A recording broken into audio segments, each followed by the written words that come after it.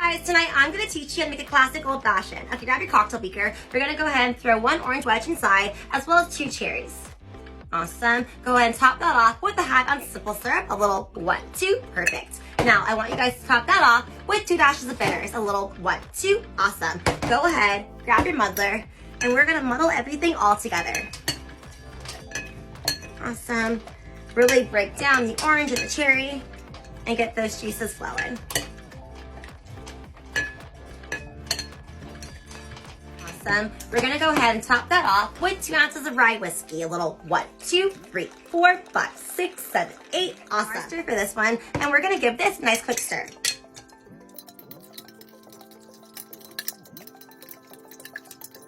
Awesome. Grab your bucket glass for this one. Grab your beaker, grab your strainer. We're gonna give this a nice good strain. Love that. Now we're actually gonna go ahead and top this off with an orange twist, as well as this cherry. And that's it, a classic old fashioned. Fun, right?